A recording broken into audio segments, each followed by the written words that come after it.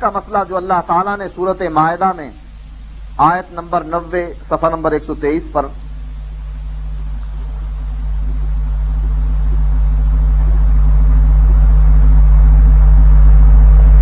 انما الخمر والمیسر والانصاب والازلام رجس من عمل الشیطان فاجتنبوہ، بے شک شراب اور جوا، انصاب اور ازلام رجس من عمل الشیطان، یہ شیطانی عمل ہیں، فاجتنبوہ، ان سے اجتناب کرنا چاہیے۔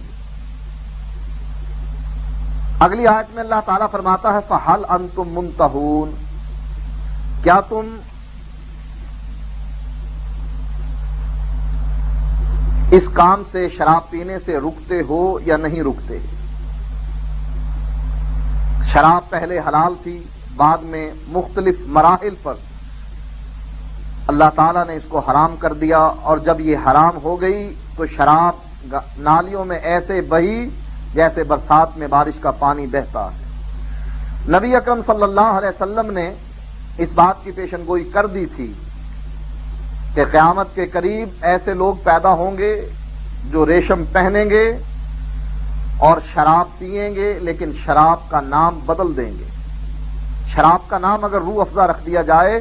تو نام بدلنے سے حقیقت نہیں بدلتی، شراب حرام ہے۔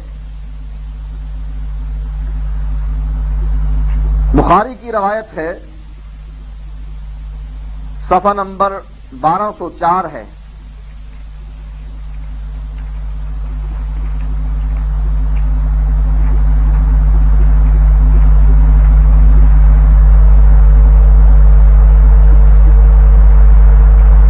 قام عمر على المنبر فقال اما بعد نزل تحریم الخمر وهي من 5 العنب والتمر والعسل والحنطة والشعیر والخمر ما خامر العقل۔ حضرت عمر رضی اللہ تعالی عنہ منبر پر چڑھے اور فرمایا شراب کی حرمت نازل ہوئی، اور وہ 5 چیزیں ہیں جس کی شراب بنائی جاتی ہے: انگور، کھجور، شہد، گندم اور جو۔ ان 5 چیزوں کی شراب اس وقت بھی مدینے میں ملتی تھی۔ حضرت عمر رضی اللہ تعالی عنہ مدینے کے حالات بیان کر رہے ہیں، اور وہ حالت بیان کر رہے ہیں کہ جب شراب حرام ہوئی تو یہ 5 چیزوں سے بنتی تھی، اور پھر ایک اصول مقرر کیا، الخمر ما خامر العقل، خمر وہ ہے، شراب وہ ہے جو عقل کو ڈھانپ لیتی ہے، جس میں اچھائی اور برائی کی تمیز باقی نہیں رہتی، ماں اور بہن کی، بیوی کی، پھوپھی کی یہ تمیز نہیں رہتی، اس لیے اللہ تعالیٰ نے اس کو حرام قرار دیا۔ اسی صفحے پر دوسری جو حدیث ہے،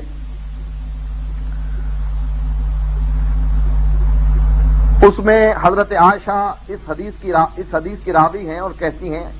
ان رسول اللہ صلی اللہ علیہ وسلم سئل عن البدع، نبی اکرم صلی اللہ علیہ وسلم سے بدعہ کے بارے میں پوچھا گیا۔ بدعہ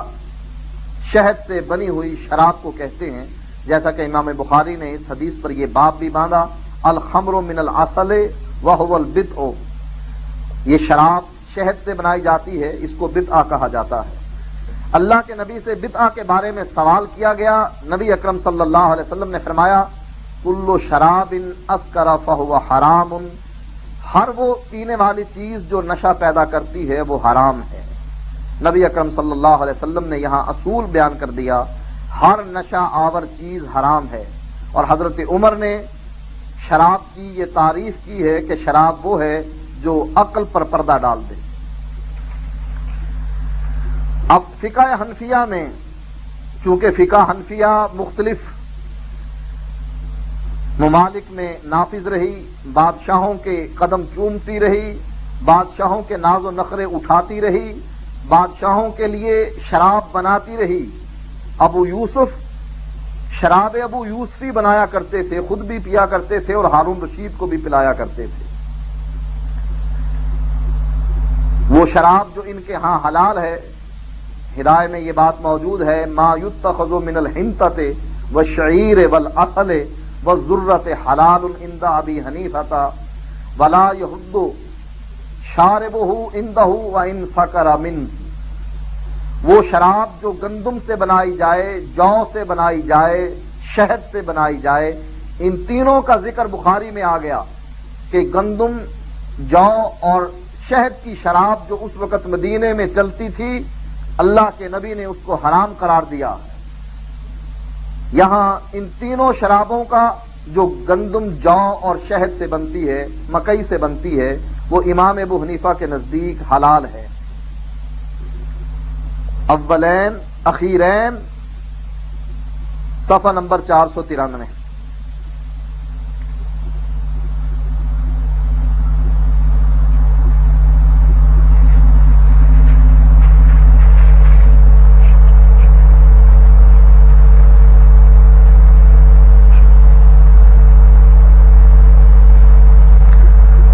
ما یتخذ من الحنطۃ والشعیر والعسل والذرۃ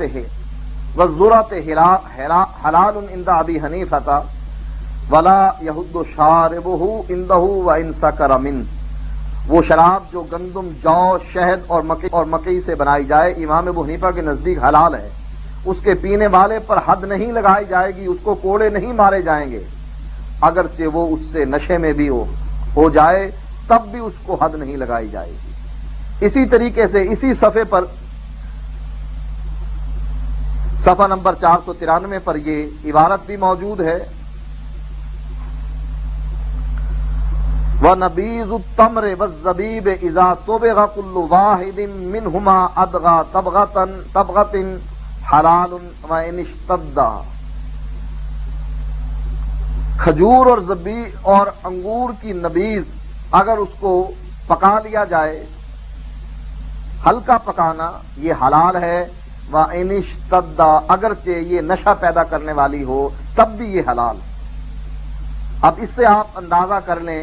کہ جو لوگ یہ کہتے ہیں کہ فقہ حنفی کتاب و سنت کا نچوڑ ہے، قرآن اور حدیث کے مطابق ہے، تو یہ فقہ حنفی قرآن کی آیات کے مخالف ہے، اور یہ لوگ فقہ حنفی پر عمل کرتے ہیں، نبی اکرم صلی اللہ علیہ وسلم کی احادیث کو چھوڑ دیتے ہیں۔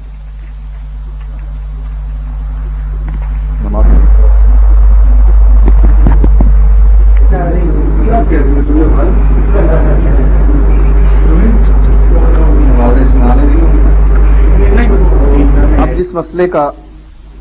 ہم ذکر کریں گے اس سے آپ اندازہ لگا لیجئے گا کہ ان کے نزدیک قرآن اور حدیث پر عمل کرنا اسلام کہلاتا ہے، یا ان کے نزدیک اپنے امام کے قول کو تسلیم کرنا ہی اسلام ہے۔ سب سے پہلے تو آپ تقریر ترمذی کی وہ روایت یاد رکھیے کہ جس میں تجارت کا ایک مسئلہ بے خیار کا ذکر کیا جاتا ہے۔ شاہ ولی اللہ نے بھی من جہت الاحادیث والنصوص، قرآن اور احادیث کی وجہ سے امام شافعی کے مسلک کو ترجیح دی ہے۔ مسئلہ بے خیار یہ ہے کہ کسی آدمی کو اس بات کا اختیار دے دیا جائے کہ کوئی چیز خریدنے کے بعد اگر اس میں نقص نکل آئے تو وہ چیز واپس کر سکتا ہے۔ احناف اس کو تسلیم نہیں کرتے۔ محمود الحسن دیوبندی اسیر مالٹا ترمذی شریف کے درس میں اس مسئلے کا ذکر کرتے ہوئے کہتے ہیں، الحق والانصاف ان الترجیح للشافعی فی هذه المسئلہ، حق اور انصاف کی بات یہ ہے کہ اس مسئلے میں امام شافعی کو ترجیح ہے۔ اس سے پہلے چند لائن پہلے وہ ذکر کر چکے ہیں، من جہت الاحادیث والنصوص، قرآن اور احادیث کی موجودگی کی وجہ سے امام شافعی کے مسلک کو ترجیح ہے۔ اور امام ابو حنیفہ نے اس میں جمہور سے اختلاف کیا ہے، اور انہوں نے امام ابو حنیفہ رحمۃ اللہ علیہ کے خلاف بہت سے رسائل لکھے ہیں اور اس مسئلے کی تردید کی ہے۔ محمود الحسن صاحب فرماتے ہیں، الحق والانصاف ان ترجیح للشافعی فی هذه المسئلہ، حق اور انصاف کی بات یہی ہے کہ امام شافعی کے مسلک کو ترجیح ہے वल